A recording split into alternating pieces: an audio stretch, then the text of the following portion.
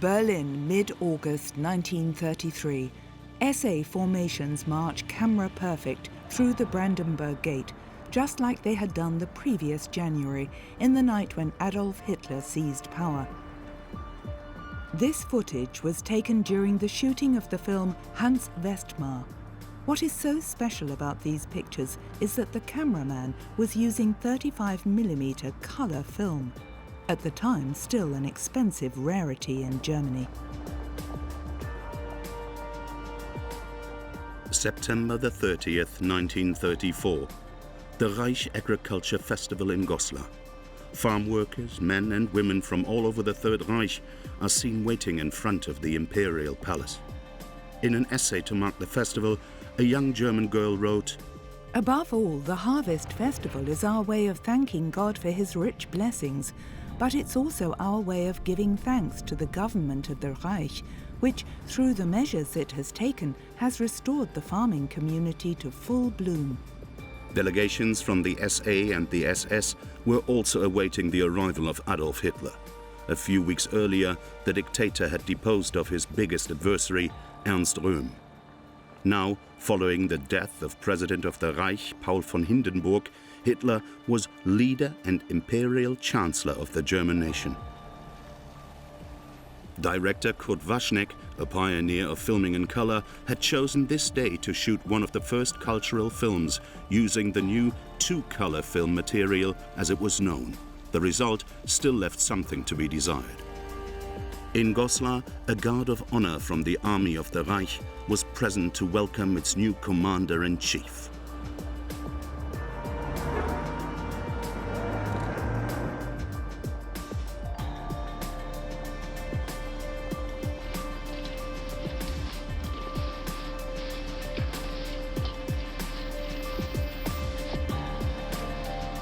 On the Buckerburg near Hamel, a stand had been built for a ceremonial rally. The film's director didn't have to worry about a setting for Adolf Hitler's appearance. Hundreds of thousands of farm workers had turned up to pay homage to the dictator. Kurt Waschneck had deployed 2 camera teams equipped with colour film.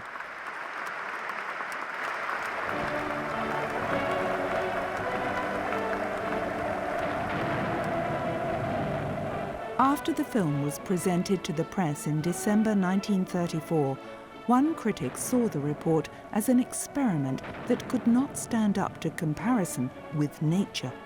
But another critic praised the outstanding colour footage, especially the shots of the traditional costumes.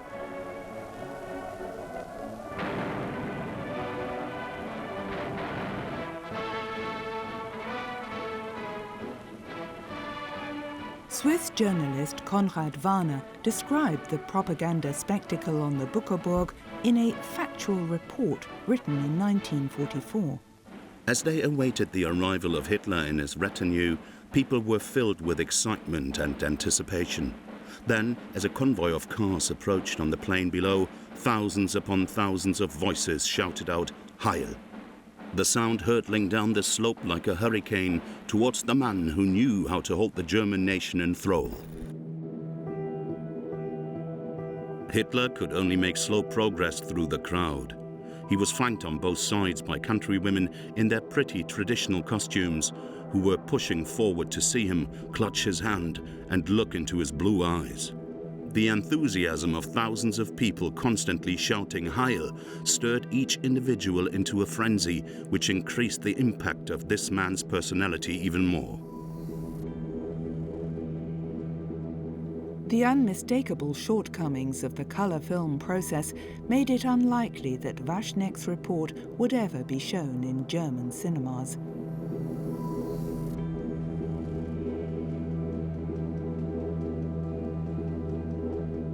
In summer 1937, the first 16mm colour film produced by Agfa appeared on the market in Germany. Despite its high price, many amateur film enthusiasts were prepared to dig deep into their pockets to use it. Members of the Institute for Folklore in Halle also filmed with the new material. In 1938, racial researchers in Friedeburg and der Saale documented a community festival for their archive. The Germans had settled in comfortably under the swastika. The overwhelming majority of the population were devoted to the Führer.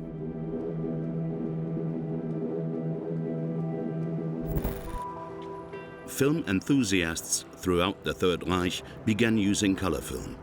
When he wasn't at work in his bakehouse, Hamburg master pastry chef Kurt Lehfeldt was out and about shooting footage of his hometown. Lehfeldt preferred the products manufactured in America. In 1935, the Kodak company developed color film, which it also marketed in Germany. From May to September 1938, Lehfeldt documented life and work in Hamburg's famous warehouse district and in its port.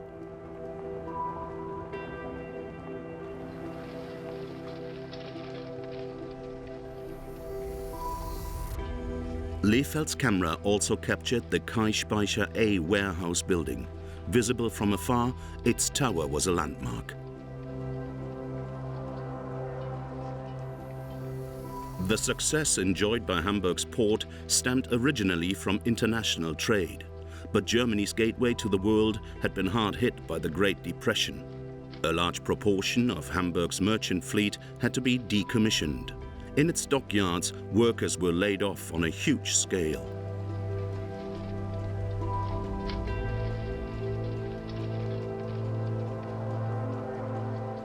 But round trips to German seaside resorts or through the port were, it seems, highly popular with locals and tourists. From the landing stages and the old Elbe tunnel, ships headed down the River Elbe.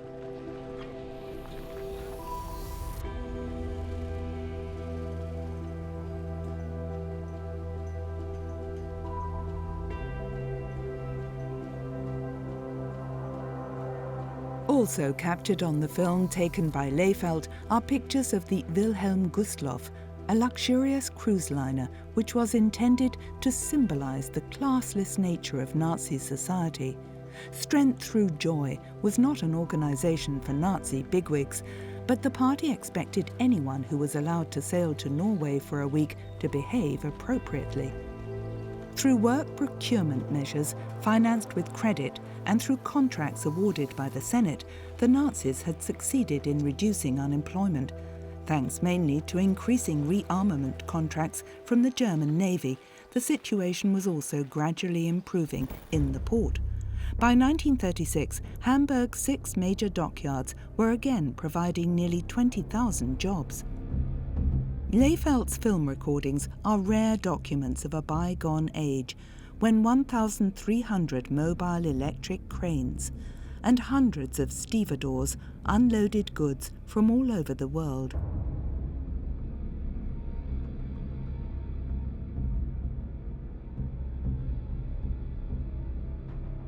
The Hamburg pastry chef entered his 20-minute-long documentation in a competition and won first prize.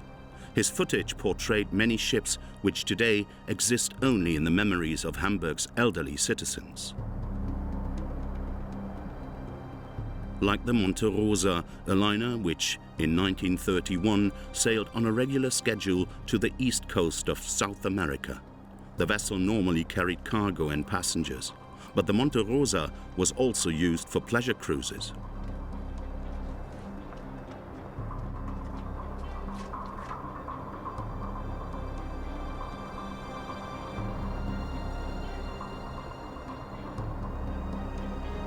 One of the first film enthusiasts who could afford the new 16mm color material was Hitler's chief pilot, Hans Bauer. In Berlin on September the 27th, 1937, Bauer filmed the state visit of Italy's fascist leader, Benito Mussolini. In front of the Technical University, the Führer gave the Duce and his entourage a demonstration of Prussian traditions and showed his guests the results of German rearmament. Hans Bauer was allowed to film the spectacle from one of the rear rows on the VIP stand. After the demise of the Third Reich, these unique documents of Hitler's immediate environment were regarded as lost. It wasn't until 1988 that they were rediscovered in the estate of a former US soldier from Tennessee.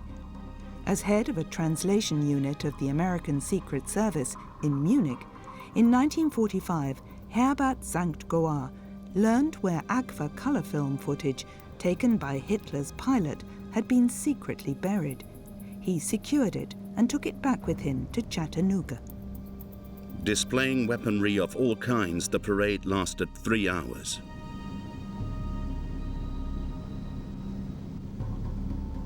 Mussolini was particularly impressed by the goose-stepping, so much so, in fact, that on his return, he also had the snappy marching style introduced into the Italian armed forces. Hitler saw the pompous parade as the expression of his enhanced sense of self-esteem. We are somebody once again. We have demolished the Treaty of Versailles. We have the same arms as our adversaries. Perhaps ours are even better. That autumn in 1937, it wasn't only at home that the Third Reich demonstrated its regained strength. At the World Exhibition in Paris, the Germans were allocated a site right next to the Eiffel Tower for their huge pavilion.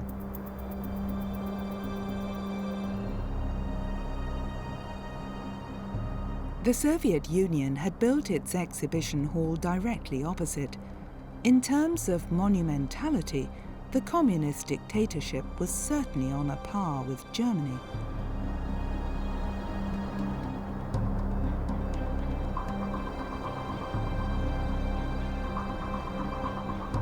Hitler had commissioned his new favorite, Albert Speer, with the design of the German pavilion. The two had spent many nights in Berlin and on the Obersalzberg, poring over drafts and drawings. On Sunday, February the 27th, 1938, a cine enthusiast from Nuremberg filmed this carnival procession. A local Nazi newspaper wrote, "It's not always necessary to wonder whether you're in the midst of supporters or enemies.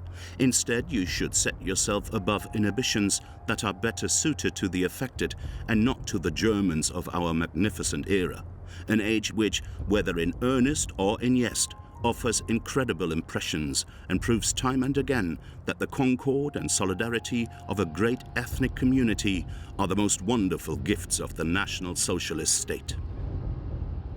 In 1944, Swiss businessman René Jouvet published a factual report on his experiences in the Third Reich. In it, he describes a conversation he had in autumn 1937. "My friend was over the moon. He had expected many things, but not what he was now witnessing with his own eyes. Such happy, optimistic people. You've not seen everything," I told him. "Above all, you're forgetting what price the German nation has had to pay. The loss of personal freedom and truth in public life." By this point in time, Hitler had long since decided to lead Germany into a new war, and also to tighten measures against the Jewish population. Consequently, on one of the carnival floats, caricatures of Jews hung from gallows, as if this was something totally natural. According to eyewitnesses, the float was greeted with frenetic applause. In Quedlinburg in 1938, a member of the SS took this color footage of his most senior boss. Heinrich Himmler was visiting the town. He came to Quedlinburg every year to honor his great idol. King Henry I lies buried in a cathedral, and Himmler turned the church into a national shrine. The head of the SS wanted to replace Christianity with Teutonic cult worship. His devotion was to the swastika. His lifetime goal was to eradicate the Jewish nation.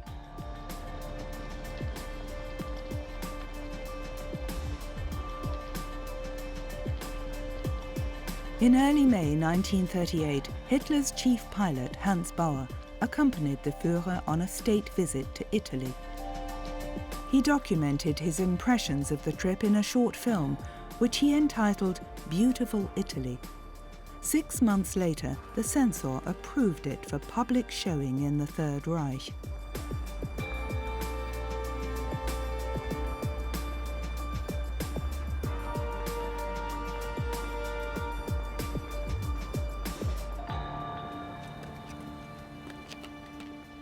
The state visit was to have been documented in colour by a professional camera team from the Nazi propaganda machine.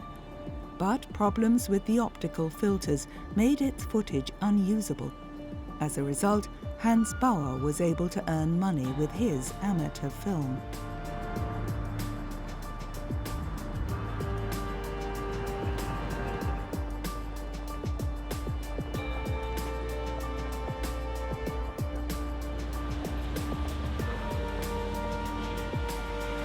After the annexation of Austria in March, Hitler had expected Italian leader Benito Mussolini to give his approval for Germany to seize the Sudetenland.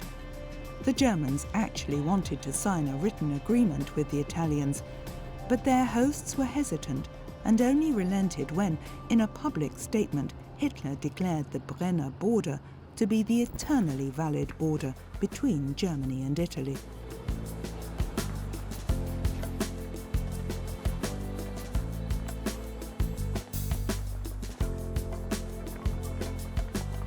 The official host was King Vittorio Emanuele III, and the monarch knew how to ease Mussolini into the background. Hitler was repulsed by the obsequiousness of court ceremony, and he let the king feel it.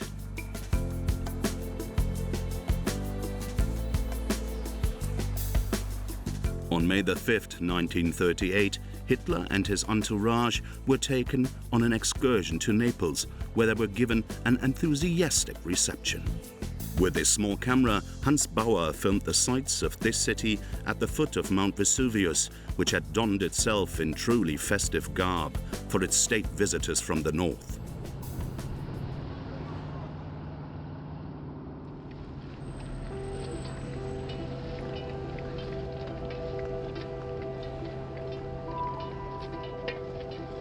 After a few days, Hitler felt fairly irritated by the little king, who knew how to take center stage. Mussolini had no alternative but to put on a brave face.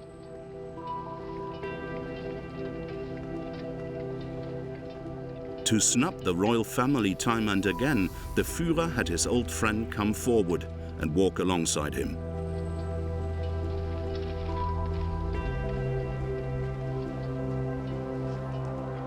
On May 8, 1938, Hitler's hosts organized a maneuver by the Italian Air Force north of Rome. It was a case of staged saber rattling. In the Rome-Berlin axis, the Duce had long since been relegated to the role of junior partner. Mussolini actually feared that Hitler might start a military conflict with Czechoslovakia. Later, Hans Bauer remembered that the German guests were impressed by the strength of the Italian forces. But Mussolini had secretly decided not to become involved in a war in Europe.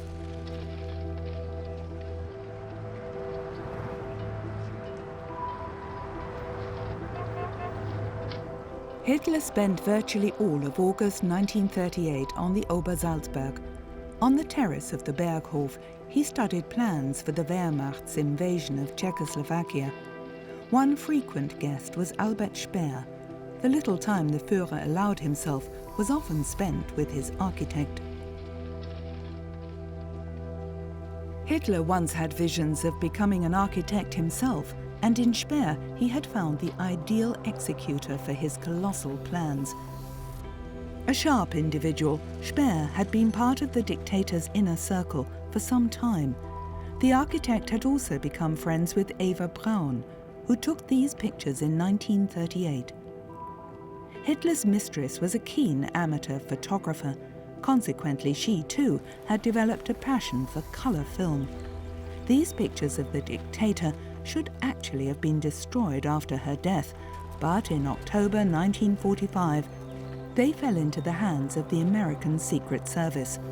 As a result, what are probably the only uncensored pictures of Hitler's private life have been preserved in the National Archives in Washington. In his memoirs, Albert Speer would later claim that the Berghof Society merely engaged in small talk and killed time waiting for the master of the house to arrive.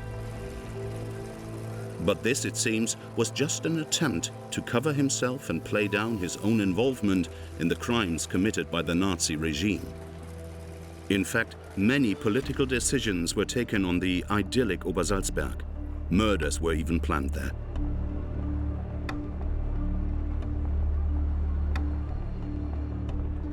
At this time, peace in Europe was hanging by a thread. Hitler wanted war, but the major powers of Britain and France were not yet prepared to engage in hostilities. So, with Mussolini's help and far-reaching concessions, in Munich they forced the dictator to the negotiating table.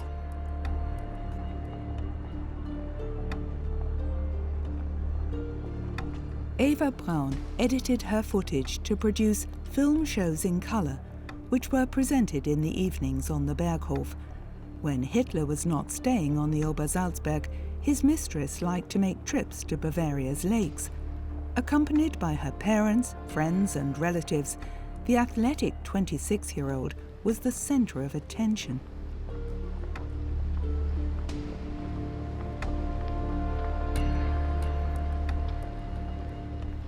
Eva's sister Gretel also liked to film and take photographs. Sophie Stork, a good friend, who was also an artist, drew the film links.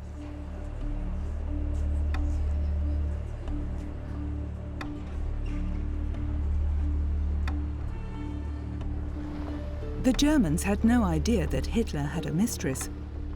As a senior correspondent with Reuters news agency in Munich, Ernest Pope had particularly good contacts in the Bavarian capital, so in his book Munich Playground, he engaged in speculation.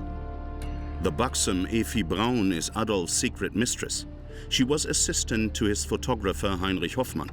She cooks fine meals for him and serves him in every way you would expect from a German wife. There are rumors that the Führer has secretly married Evi, but I doubt that. German propaganda stresses that no mortal woman has the quality to become Frau Hitler.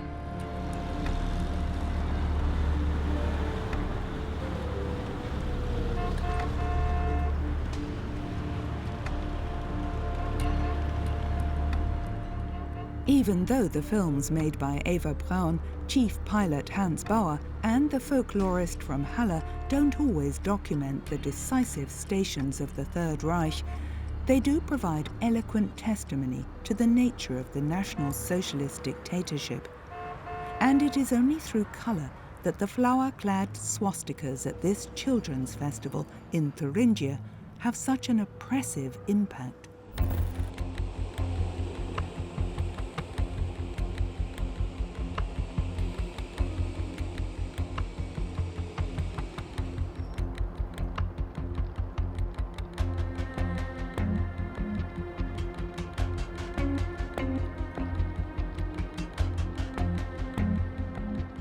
May 1st, 1939. Berlin was festively decorated for Labor Day. Only 6 years had passed since the Nazis declared May 1st a national holiday. A move designed to bind the German working class to it through National Socialist slogans and pretentious prophecies for the future, and one that had already proved successful. Berlin journalist Ruth Andreas Friedrich described such events in her diary. District leaders, factory representatives, block leaders, shop stewards, leaders from the Federation of German Girls and the Hitler Youth Organization, in fact all the state-appointed ideological controllers of the German people, ensure that only acolytes turn up to cheer on official occasions. Anyone who is politically unreliable, anyone who has roused even the slightest suspicion of being a naysayer, is to be kept away from such occasions. The yes-men know what is expected. They cheer spontaneously, at the right place and at the right time.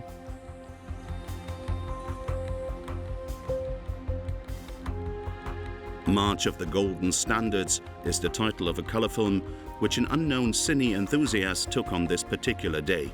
He was part of a delegation from the Siebel Aircraft Works, a Nazi model plant which the day before had been honoured by Hitler himself and was allowed to provide one of the 200 flag bearers.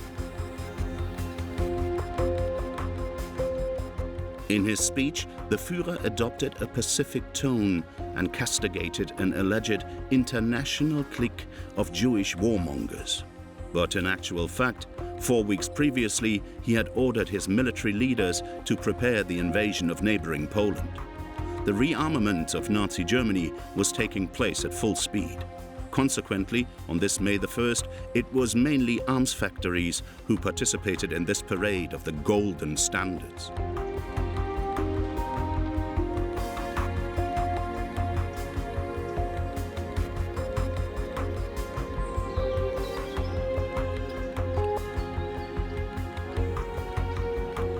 To the sound of appropriate marching music, the golden standard of the Siebel Aircraft Works in Halle was rolled up.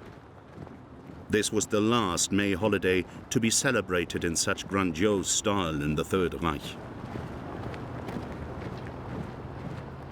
Because the outbreak of the Second World War was only a few weeks away. In Berlin in the summer of 1939, there appeared to be little enthusiasm for a renewed call to arms. Memories of the Great War of 1914 to 1918 were too traumatic. This is how an American reporter described the mood. Everyone is against war. How can a country start a decisive war with a people so tired of war?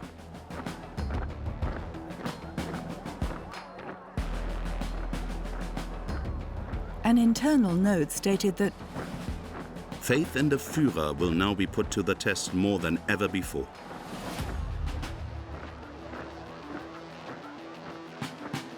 And a German journalist noted that the observer cannot help thinking that people are deliberately indulging in unrestrained enjoyment.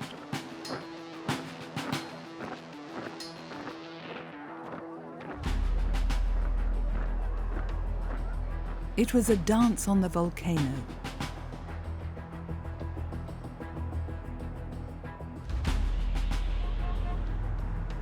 The recently completed Reich Chancellery was deserted. Albert Speer had adapted the huge building entirely to the Führer's wishes. But Hitler preferred to forge his plans for conquering Poland on the Obersalzberg, far away from the capital of the Reich. Only occasionally did he show himself to his people.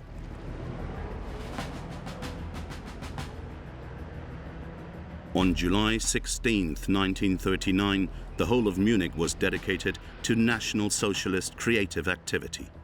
Hitler wanted the Day of German Art to be celebrated as a true festival of peace. The members of an amateur film club had been positioned at various points in the city to document all important events. The first item on the program for the morning was the laying of a wreath at the grave of architect Ludwig Trost. Local branches of the Association of German Amateur Filmmakers were commissioned more and more often by party officers to document major events on 16mm color film because there was still no satisfactory process for professional cinema productions. On this particular day, the members of the Munich branch of the association had been provided with passes and armbands which allowed them access to all prime filming locations. On the afternoon of July the 16th, anybody who was anybody in the Third Reich took their seat in the VIP stand to marvel at a 3-hour procession of live images from 2,000 years of German culture.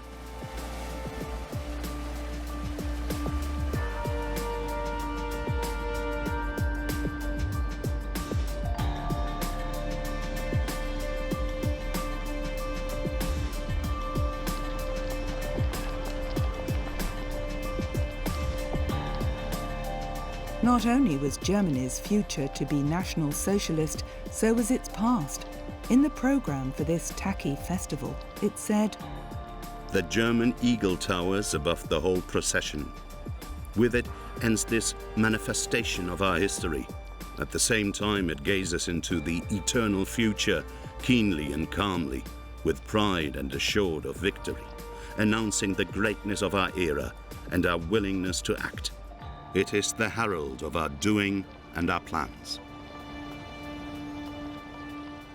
American reporter Ernest Pope commented, The Nazi procession is the admission of the Führer's restless plans for conquest.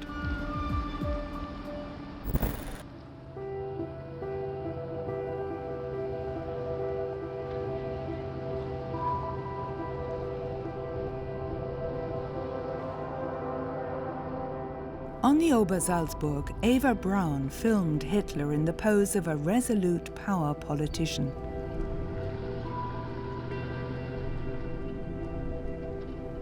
Hitler clearly displayed his willingness for war, while at the same time keeping open the possibility of a peaceful solution by receiving diplomats from all over the world.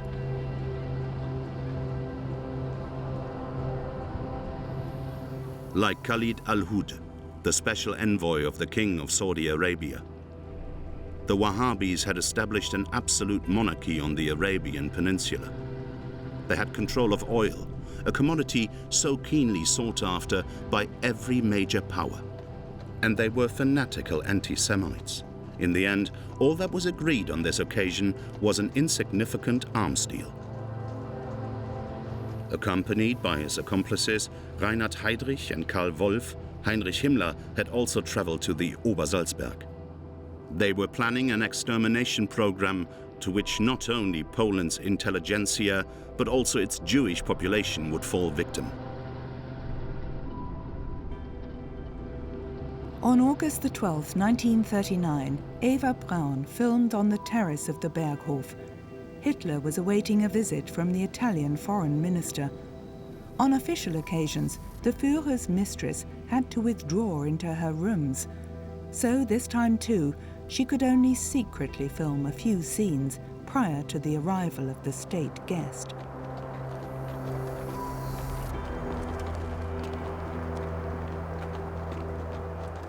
Count Ciano wanted to win over his ally for a new international conference, but the Führer was determined to defeat Poland militarily. Ciano's efforts were fruitless. This is how he described his meeting with Hitler. He has decided to attack, and he will attack. A march of the Federation of German Girls and the Hitler Youth in Offenburg on May the 19th, 1939. Here too, by now, the Second World War was not far off. Paul Stober, who had been documenting everyday life in his hometown ever since 1928, filmed the Nazi Party's local annual conference in the Baden district in colour. Among the town's dignitaries was publisher Franz Burda. As early as 1933, in his popular radio magazine Syrag, he had already stated that in its thoughts, desires and acts, the Syrag has always been solidly German and patriotic, nationalist and socialist. The spirit of the new age is alive in it. No Jewish capital has been invested in the printing house, nor are any of the company's contributors or employees Jewish. The highlight of the event was the address by district leader Karl Rombach. Since 1936, Offenburg had been a garrison town. Accordingly, local military leaders also presented themselves in parade uniforms as part of National Socialist Society. On September the 8th, 1939, a loudspeaker vehicle announced news of the Wehrmacht successes in Poland. The Offenburger Tagesblatt also printed special reports from the Army's Supreme Command. The Germans couldn't believe that their fathers, husbands and sons were sweeping through Poland so quickly.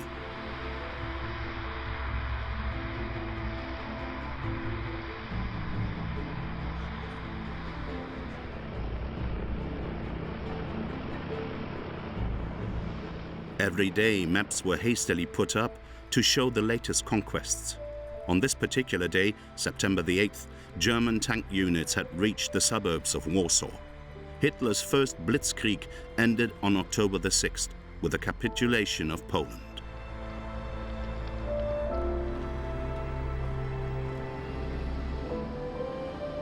Johannes Bliesener owned a photography shop in Korbach in Hesse. Time and again during the Second World War, he filmed events in his hometown. Later he edited them to produce Korbach in the War, a film which shows rare footage of life in a small town during the Third Reich. On March the 22nd, 1940, the National Socialist Public Welfare Organization in Korbach invited people to come for pea and bacon soup on Adolf Hitler Square. With food rationing in place, such occasions ensured that the poorer levels of society also got to enjoy a cheap, hot meal. Paramount, however, was the Nazi leadership's intention to promote communal solidarity along the lines of socialism in practice.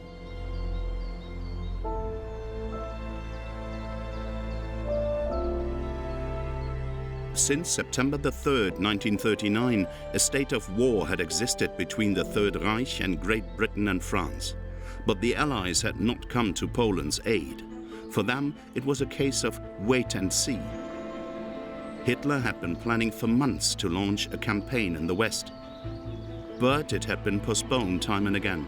Finally, Germany's Supreme Commander decided that the offensive would begin on May the 10th, 1940. Infantry units were also stationed in Bitterfeld near Halle. In early May, they were moved west.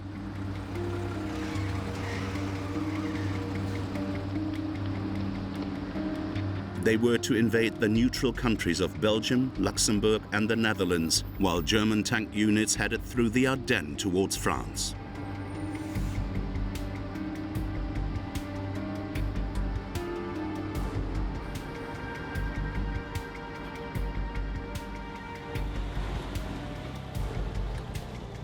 At the start of his campaign in the West, Hitler moved to his headquarters in Rodert in the Eifel. From here, his chief pilot, Hans Bauer, flew the Führer to the front, time and again. On Oldendorf airfield, near Euskirchen, we see the dictator discussing the situation with Hermann Göring. In less than 6 weeks, Hitler had achieved what German armies had failed to achieve in 4 years in the Great War. France was forced to capitulate. After a long discussion with Hitler on June 6, 1940, Joseph Goebbels wrote in his diary that the Führer towers high above us all. He's one of history's geniuses. What a glorious era. And it will be followed by the great rest we all desire so much. The Führer perhaps more than any of us. Then we shall build the new Europe. After the war, we shall soon deal with the Jews.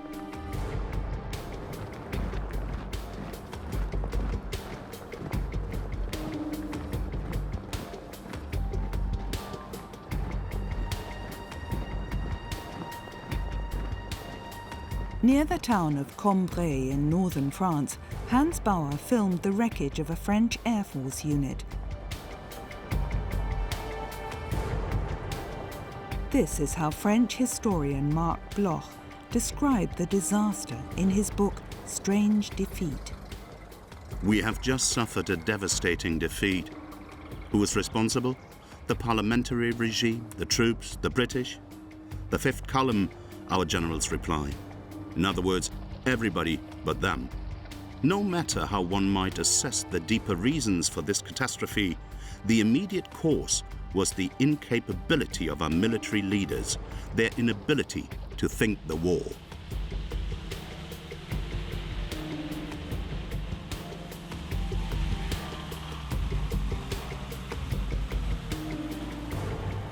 On June 2nd, 1940, the leadership of the German Luftwaffe was waiting at Neergnies airfield for the arrival of the Führer.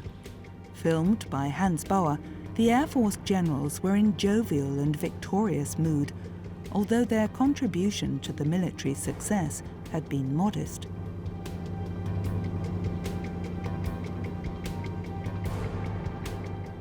German troops wounded in battle were quickly flown in to form the backdrop to a special ceremony.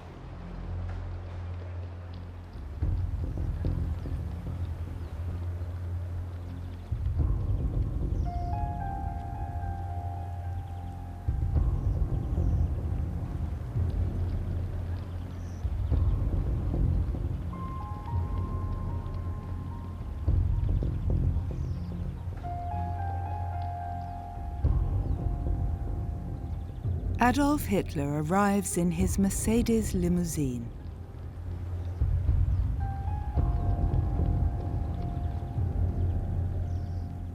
While the commander-in-chief is greeting his troops, 150 kilometers away in Dunkirk, the last of 330,000 British and French soldiers are being evacuated across the English Channel.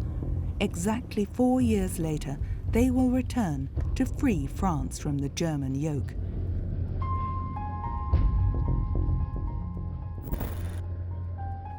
Wherever Hitler appears with his entourage, he is given a frenetic reception.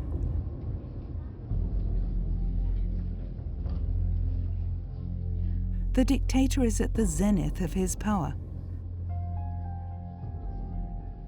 As chief of the German Armed Forces High Command, Wilhelm Keitel put it, "My Führer, you are the greatest commander of all time." Comments like that earned Keitel the reputation of being the Führer's lackey. In his memoirs, Chief Pilot Hans Bauer commented on Hitler's visits to the troops in France. Hitler's intended effect was achieved. The troops and the French population were impressed by the fact that he appeared as soon as hostilities had ceased. The commander-in-chief ate from field kitchens. The only special requirement was for any canned meat to be removed, since the Führer always avoided meat.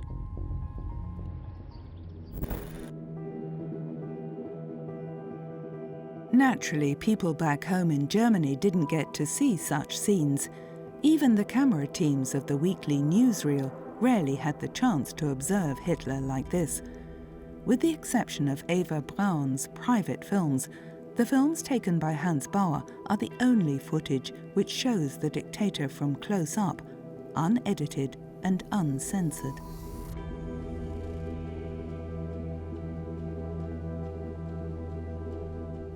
On June the 13th, the French government declared Paris to be an open city.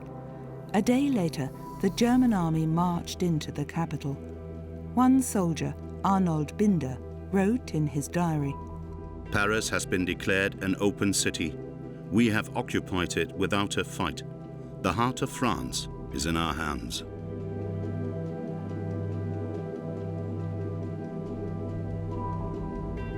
On June the 23rd, 1940, Adolf Hitler visited the defeated French capital. Chief pilot Hans Bauer had flown the dictator to Le Bourget at 5 a.m. and was allowed to accompany him on a tour of the city. Once again, he used 16mm color film to document the bizarre sightseeing trip. Alongside Hitler on the observation platform on the Trocadero were sculptor Arno Breker and architects Hermann Giesler and Albert Speer. Later in his memoirs, Speer described the dictator's reaction. "Wasn't Paris beautiful? But Berlin must become even more beautiful. In the past, I often wondered whether Paris shouldn't be destroyed. But when we're finished in Berlin, Paris will be a mere shadow. So why should we destroy it?"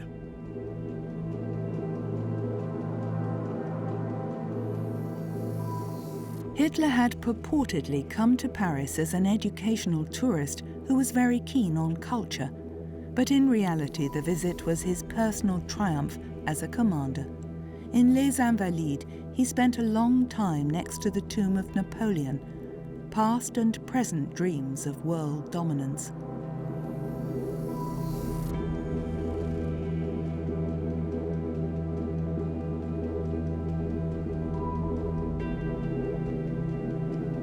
Finally, a visit to the Panthéon, France's Hall of Fame.